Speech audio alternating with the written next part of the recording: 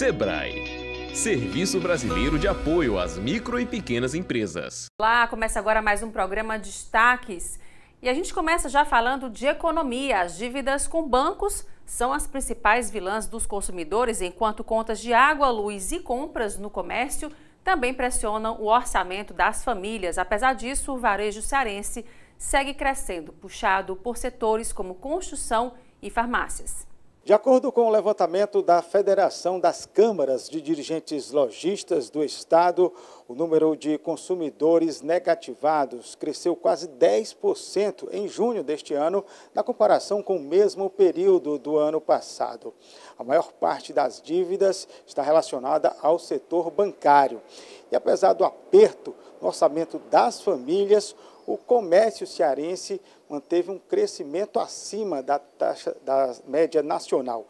Para entender esse cenário, o reflexo desses números no dia a dia das famílias, a gente vai conversar agora com o Bruno Henrique. Ele é economista e é sócio da Repense Inteligência Financeira. Bruno, como é que a gente pode explicar esse crescimento aí de 10% no endividamento das famílias? Nós temos visto o endividamento bancário já há bastante tempo punindo as famílias, né? A inflação vem aumentando, né? A renda não consegue acompanhar a inflação e as famílias acabam recorrendo a empréstimo bancário, empréstimo consignado. A gente tem visto algumas notícias já falando sobre isso, né? E como a família às vezes não consegue controlar o orçamento, não tem uma preocupação, nem educação financeira às vezes, isso acaba impactando, né? Isso aí e acaba virando uma bola de neve. Nesses números aí, além do crescimento, outro ponto que chama a atenção é que 88% das pessoas acabam sendo reincidentes na dívida, né? Ou seja, atrasou uma vez, daqui a pouco isso vira uma bola de neve e acaba, dependendo de como for, isso não tem fim nunca, né? Além da questão do setor bancário, né, tem outros setores assim que pesam no orçamento das famílias e pesam nesse índice aí do endividamento?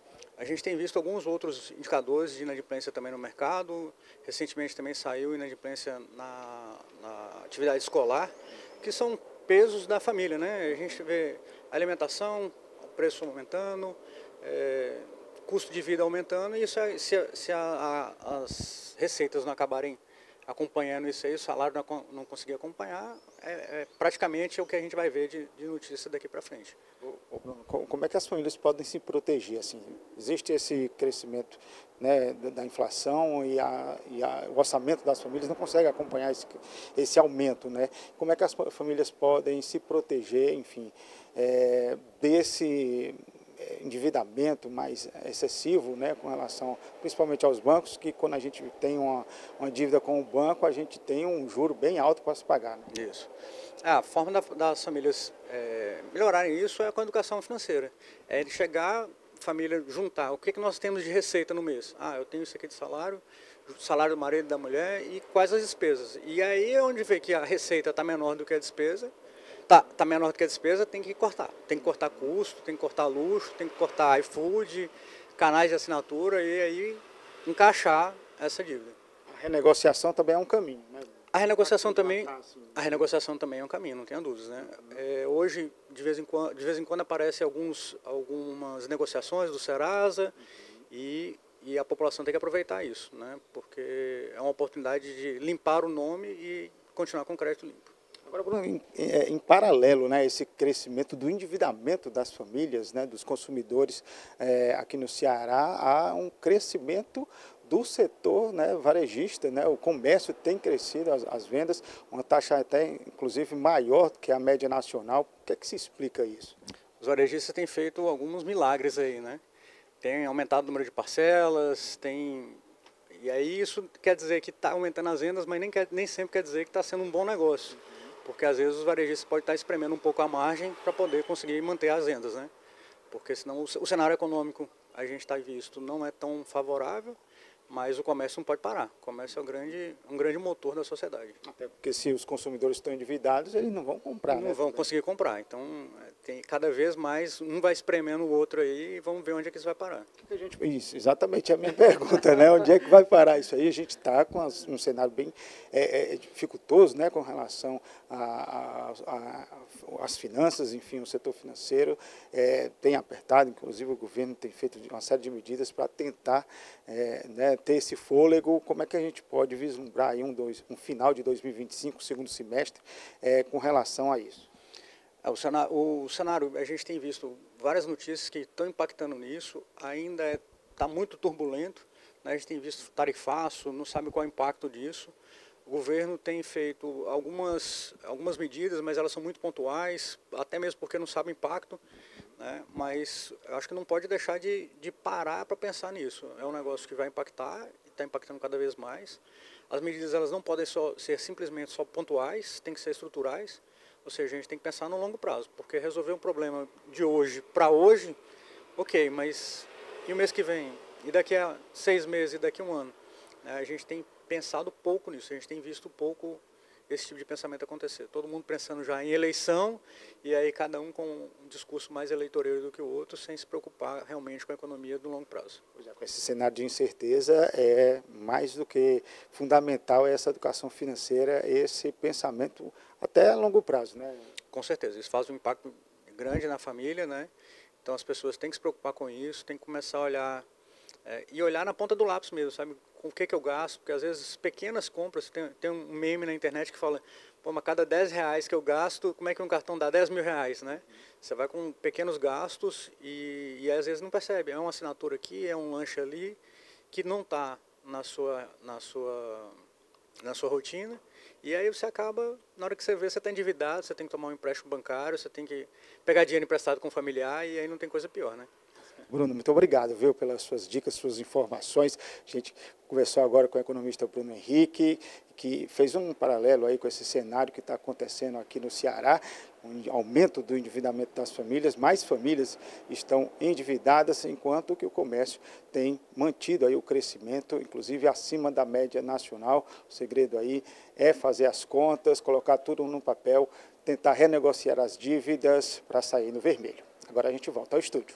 E agora o intervalo, a gente volta já.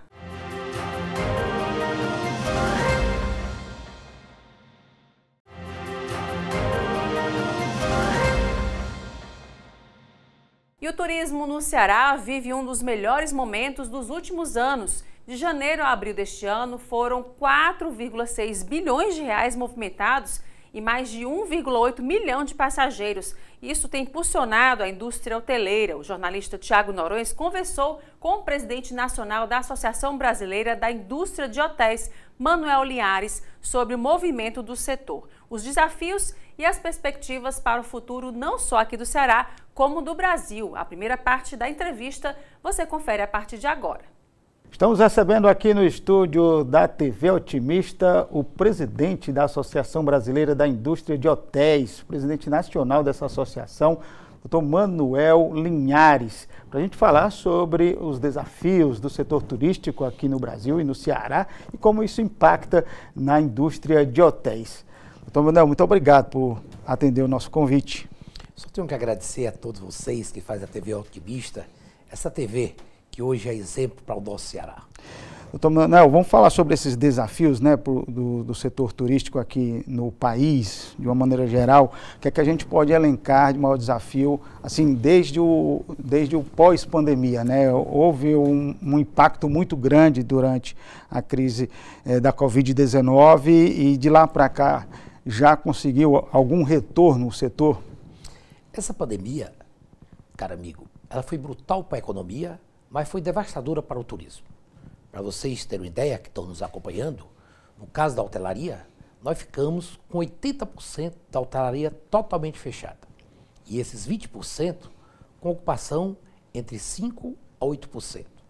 Para vocês terem uma ideia, um empreendimento para sobreviver, dependendo, nós temos que ter uma ocupação entre 50% a 60%. Mas, graças ao meu bom Deus, hoje o turismo está voltando a sorrir, está voltando ao percentual praticamente antes da pandemia, e é isso que nós esperamos. Um Brasil, que o povo volte a sorrir e reconhecer que depois dessa pandemia, aproveitar mais o que nós temos, as belezas naturais, um país desse tão imenso. Quando a gente fala de Ceará, aqui do nosso estado, está havendo essa retomada do crescimento aqui no estado? Está sim, de um modo geral. Você sabe que nós temos um país imenso. Nós temos o norte com o Amazonas, temos o centro-oeste com o Pantanal, suas chapadas, temos o nordeste com esse Caribe de praia, temos o sul e o sudeste com essas belezas naturais. Somos o primeiro país do mundo em belezas naturais. Somos o 8º em cultura. É pena que ainda estamos recebendo muito pouco turista. O Brasil, eu digo sempre, ainda está engateando no turismo. Pois é, está engateando no turismo, mas tem assim um futuro muito promissor, que a gente pode dizer assim, doutor Manuel, porque a gente é um país continental, né? São muitas cidades, é um Brasil que atrai turista por sol aqui do Ceará, mas atrai para a neve lá no Rio Grande do Sul, né? Por frio lá no Rio Grande do Sul, nas Serras Gaúchas. É uma capilaridade muito grande, que a gente pode dizer assim, do turismo aqui no Brasil. Com certeza. Quando eu digo que nós estamos engateando, vou dar um pequeno exemplo. A Grécia, um país que é 65 vezes menor do que o Brasil, recebe todo de mais de 50 milhões de turistas ano. Então, precisamos sim trabalhar mais ainda esse turismo. E um dos maiores gargalhos do turismo para crescer no Brasil é a malha aérea. Nós estamos vivendo, eu digo sempre, os anos 70. E você me pergunta, por que os anos 70? Nos anos 70 nós tínhamos o quê? 3 companhias aéreas. Tínhamos a Varig, a VASP e a Cruzeiro. Não tínhamos nem a Transbrasil, que foi em 89. E hoje nós temos o quê? A Gol, a Latam e a Azul. Precisamos sim de trazer mais companhias aéreas para fomentar mais o turismo. Porque o bilhete aéreo aqui no país ainda está muito caro. Às vezes é mais fácil você ir para um país vizinho ou até a Europa do que fazer um turismo interno.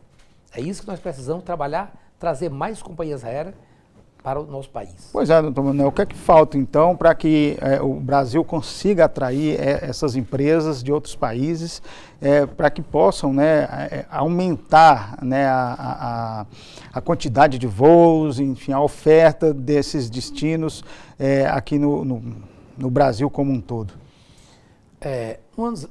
Há 2 anos atrás, nós conseguimos, através do nosso trabalho, fazer a abertura do capital aéreo. O que é a abertura do capital aéreo? Uma empresa internacional, para vir aqui no Brasil, só podia investir 20%. Hoje, pode investir 100%. Mas por que essa empresa aérea não vem para o Brasil? É muito fácil. Você sabe, a nossa carga tributária é muito alta. Uma das maiores cargas tributárias do mundo. O nosso insumo é muito alto. Para você ter uma ideia, o querosene impacta 40% de um voo. Nós temos que procurar uma maneira como baixar esses custos no Brasil. E é isso que nós esperamos. Os nossos governantes, olhe, aqui no Ceará, o nosso governador, nosso prefeito, tem olhado agora, nosso secretário, tanto o estadual, a nossa secretária municipal, estão vendo que a nossa maneira de acabar com o desemprego é turismo. E a gente vê, inclusive, essa dificuldade, né, doutor Manuel, principalmente aqui em Juazeiro do Norte, aqui no interior do Ceará, de firmar realmente uma companhia aérea que fique por mais tempo. Né? A gente já teve essas mudanças da Gol para a antiga Ocean Air, né? A Avianca depois, e sempre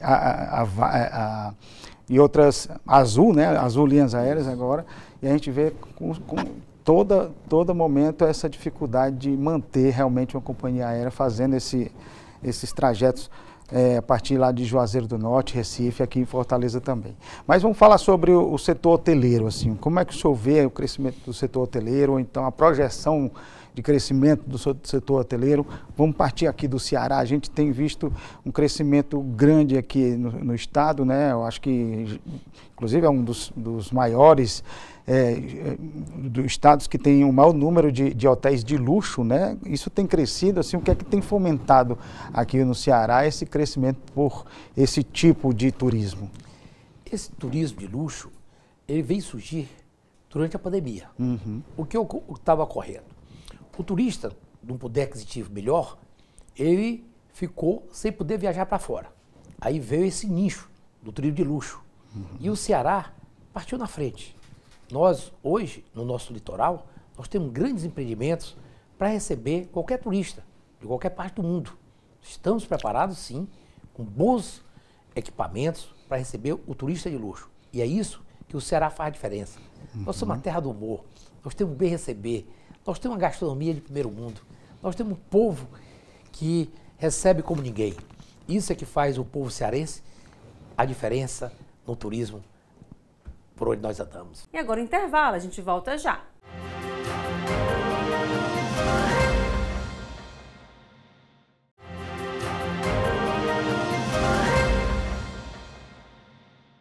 E agora você confere a segunda parte da entrevista do jornalista Tiago Norões com o presidente nacional da Associação Brasileira da Indústria de Hotéis, Manuel Linhares. Vamos falar sobre a ABIH agora, doutor Manuel. Estou sabendo aqui que já é o único presidente até agora, né, com 4 mandatos na ABIH.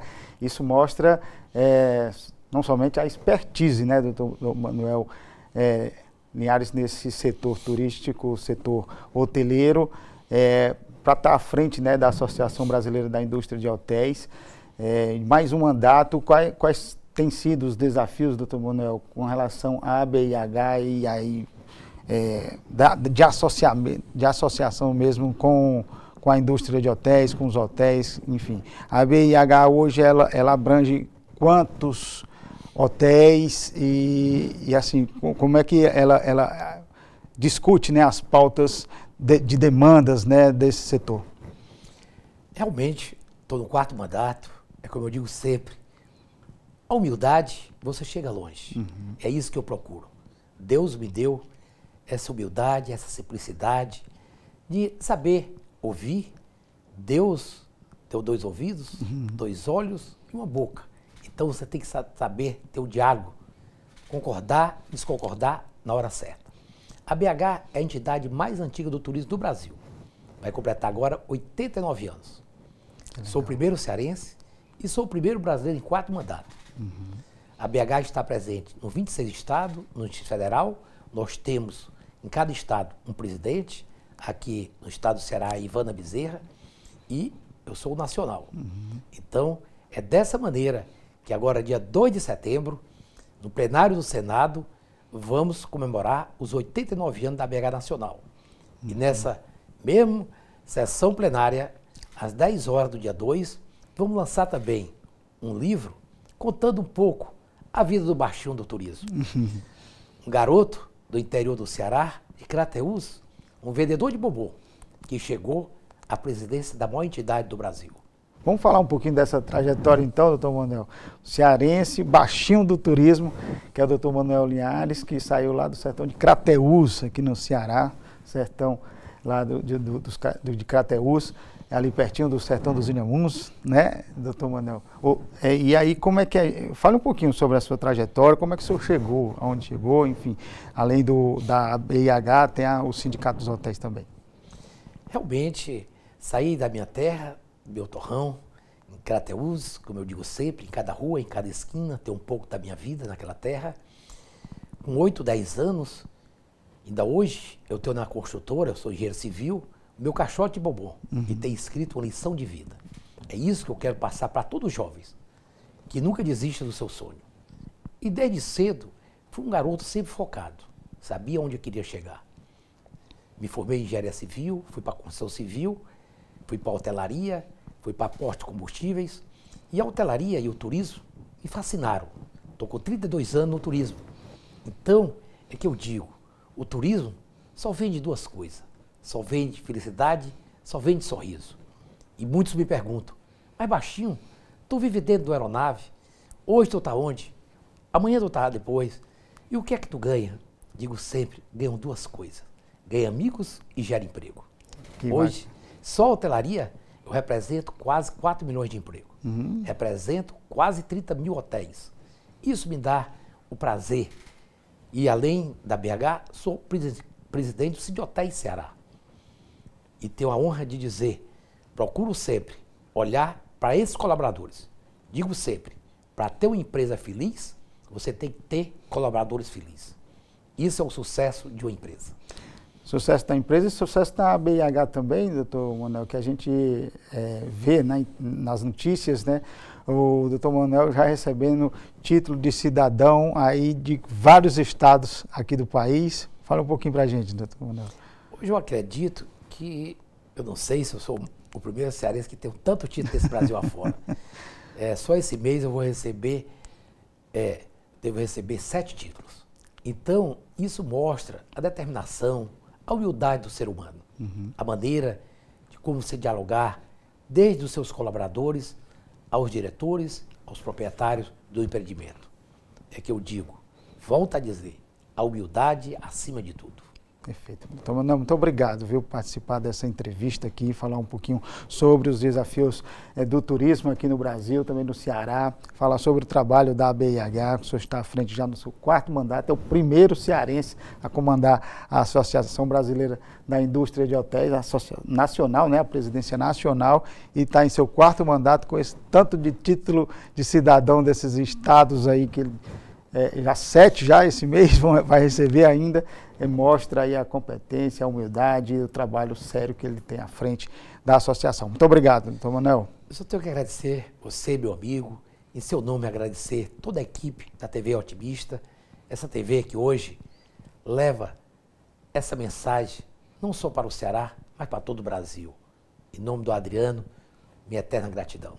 E olha só que dica boa, a banda Jardim Suspenso realiza no Teatro Chico Anísio o show Fruto Proibido 50 anos mais clássicos de Rita Lee, no próximo dia 8 de agosto, a partir das 19h30. Confira agora o convite feito especialmente para você que acompanha o Destaques. Olá pessoal, tudo bem? Joanice Sampaio, vocalista da banda Jardim Suspenso, passando aqui para te convidar para agora no dia 8 de agosto, às 19h30, no Teatro Chico Anísio, o show onde vamos homenagear os 50 anos do álbum clássico Fruto Proibido e também fazer o nosso tributo à Rita Lee. E é isso, Fruto Proibido é um disco muito importante para a carreira da Rita Lee, também dos discos mais importantes da história da música brasileira e do rock nacional. E é isso, ingressos no Simpla e a gente se encontra lá. Um beijo! E a gente continua com dica. A banda Tribo de Já celebra seus 40 anos com um show no próximo dia 8 de agosto na Praia de Iracema. E tem mais convite aí para você. Alô Fortaleza, Tribo de Já está de volta para celebrar 40 anos de estrada, dia 8 agora, sexta-feira, na Kingston 085. Uma grande festa, reencontrando os amigos, celebrando 40 anos de estrada. Não é pouco, e você é nosso convidado especial. Atenção, detalhe, confirme teu ingresso pela plataforma Simpla.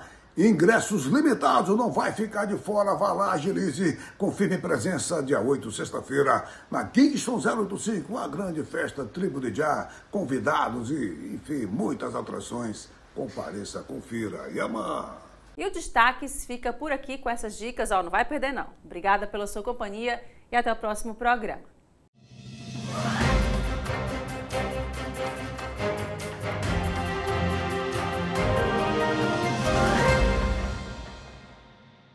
Sebrae, Serviço Brasileiro de Apoio às Micro e Pequenas Empresas.